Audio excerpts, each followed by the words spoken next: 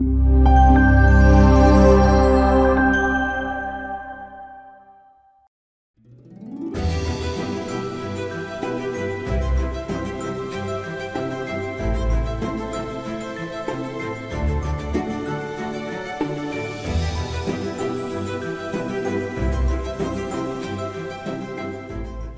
جالي ولد اتشد ظهري واتسند. كم واحد سمع المثل ده؟ ده مثل مصري اتكرر في الافلام والمسلسلات، واللي بيؤكد على، مش هقول حقيقة، تفضيل بعض الفصائل للذكور على الاناث. طيب، على مدار سنين وسنين، تمام، في ناس بتفرق ما بين الاولاد والبنات. فاحنا النهارده في الحلقة دي بنشوف هل فعلا نوع الجنين ممكن يأثر على التربية؟ تعالوا يلا نجاوب على السؤال ده. في تعريفين مهمين انا محتاج افرق بينهم معاكم. في حاجه اسمها الذكوره الطبيعيه او الهيلثي ماسكولينيتي، يعني الولد يتربى على المسؤوليه والثقه والقدره على العطاء والاحترام. الذكوره هنا معناها ايه؟ قوه متوازنه مع رحمه، اكون قوي وعارف الحدود فين، وكمان اكون رحيم. وهناك تعريف اخر اسمه الذكوره السامه او التوكسيك ماسكولينيتي، نسمعه كتير دلوقتي بتاع الرجاله النرجسيين دول. ده معناه ايه؟ ان الولد يتربى على انه ما يبينش انه ضعيف، مفيش راجل بيعيط، لازم لو هتحل مشاكلك تحلها بدراعك. طيب، الجمل الشائعه بتاعت ان الولد ما بيعيطش وخليك راجل وما ينفعش تشتكي، الدراسات اكدت انه الذكور التي تقمع مشاعرها او بتضغط على المشاعر بتاعتها بيزود عندهم معدلات القلق والاكتئاب والسلوكيات الخطيره اللي ممكن يعالجوها بحاجات كتير زي الادمان.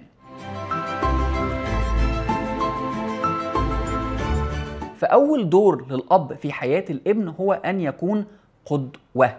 يعني إيه قدوة؟ يعني الأب هو أول نموذج للذكور قدام ابنه. وفي نظرية التعلم الاجتماعي بتاعت بندورة اللي هي النظرية الشهيرة بتقول إنه الناس بتتعلم من الملاحظة. فلو الرجولة في سلوك الأب عبارة عن كلام هيقول كلام، لكن لو أفعال الولد هيعمل أفعال. فالابن اللي هيشوف أبوه بيعالج مشاكله بالعنف هيقلده. أما الابن اللي هيشوف أبوه بيظهر تعاطف هيتعلم التعاطف ويتعلم من التجربة العاطفية مع الأب. فوجود أب داعم يساوي ارتباط آمن، يساوي ذكورة صحية، يساوي إن الرجالة النرجسيين ينقرضوا إن شاء الله.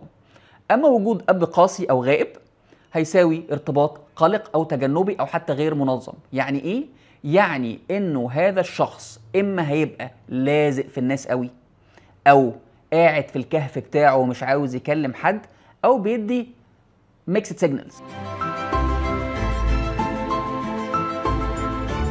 تربية الولد او تربية الذكر يجب ان تجمع ما بين الحزم والحنو. يعني تربي ولد قوي واثق في نفسه وفي نفس الوقت مرن ومتعاطف. الحزم بيعلم الولاد الحدود الواضحة، اما الحنية او الحنو هي مساحة التعبير عن المشاعر.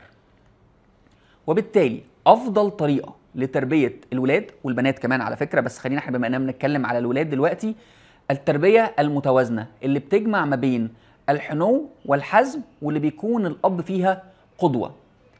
كل اب وكل ام واحد من اهم ادوارهم هو تعليم ابنه الذكر يعبر عن مشاعره، لانه الولد عنده مشاعر زي البنت ومحتاج يعبر عنها زي البنت، لأنه هنا البنات واخدين أفضلية في السماح بأنهم يعبروا عن مشاعرهم بشكل أفضل. ولكن المشاعر خلقت للنجاة، كل واحد فينا جهازه العصبي عنده المشاعر عشان يعرف يتعايش. فمحتاجين نعلم الولد أو الذكر احترام الآخر، وخصوصا السيدات أو النساء، لأنه في توقعات مجتمعية بتفرض نفسها على دور الولد. مثلا انه لو انت احترمت الستات هتبقى يعني راجل مش احسن حاجه، او يعني اتقال عليه بقى اي حاجه من الامثله السخيفه بتاعت انه مش راجل قوي، ده دول مراته، اي حاجه من التوقعات المجتمعيه دي. غير ان الولد نفسه من ساعه كونه ولد او ذكر عليه توقعات مجتمعيه كبيره، زي انت يا ابني اللي هتشيل اسم العيله، يا ابني مسؤولية اخواتك هي الحمل اللي موجود على كتفك. فكل الضغوط دي بتؤثر على نفسية الولد والأب، لأنها ممكن تخلق قلق وجودي عند الولد، أنا مطلوب أكون كبير قبل الأوان. طيب، وهنا خلوني أحكي لكم حكاية مخيفة شويتين، وبالمناسبة دي مش القاعدة، ده الإكستريم.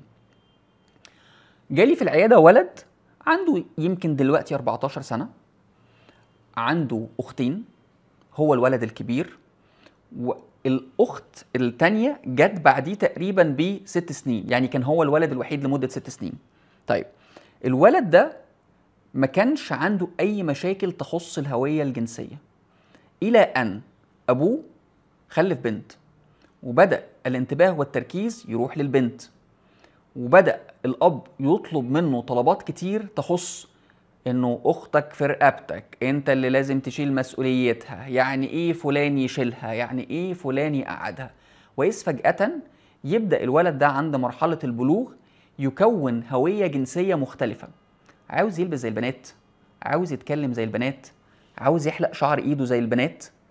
ولما قعدنا واتكلمنا وتعالجنا وشفنا، كان جزء من تفكير اللا شعور بتاع الولد ده انه البنات افضل من الاولاد، لانهم بياخدوا الاتنشن او بياخدوا الاهتمام من غير اي مجهود.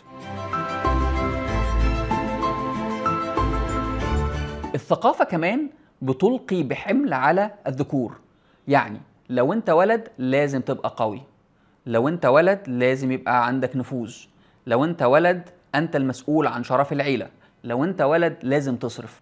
في الثقافة الغربية المفهوم ممكن يتوسع شوية للمشاركة، وإن كان الثقافة الغربية يمكن ما تختلفش كتير عننا قوي، ولكن بنشوف الفروقات بقى اللي بتسمح للأب أن يشارك في حياة أولاده. مثلا في السويد والنرويج بيدوا أجازة إلزامية للأب 6 شهور مدفوعة.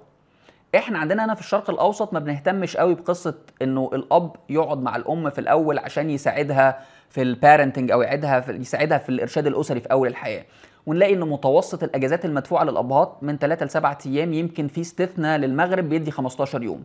السؤال اللي كنت بفكر فيه دلوقتي، هل في نموذج مثالي للذكوره؟ وهل النموذج ده ثابت بيتغير مع الزمن، بيتغير مع الثقافه؟ اظن انه بيتغير، والدليل انه الناس بدأت تحتفي بدور الاب الحنون العطوف اللي بيتقدم في الدراما في الفترة الأخيرة، مع انه ده الدور الطبيعي للاب، او هكذا اظن انه الاب محتاج يبقى موجود وحاضر سواء في حياة اولاده الذكور او الاناث اللي هتتناوله في الحلقة الجاية. فالولد اللي بيكبر من غير اب بيدور على حد يعرفه يعني ايه يكون راجل، فيتأثر بالأصدقاء، يتأثر بالعالم الخارجي، أو حتى تتقدم له نماذج سلبية يقلدها. وهنا بتظهر أهمية القدوة المجتمعية في حالة غياب الأب، إن يكون في أب بديل، جد، عم، مدرب.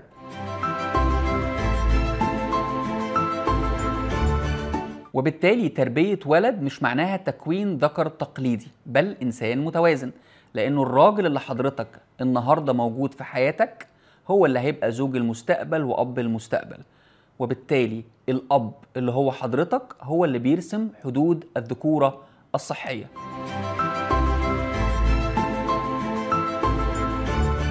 سؤالي ليكم دلوقتي، لما بتسمع خليك راجل، ايه أول حاجة بتيجي في بالك؟ شاركونا الإجابات على الريلز اللي هتبعتوها لنا، هنكون مبسوطين بيها جدا. ولو عجبتكم الحلقة اعملوا لايك وشير وسبسكرايب.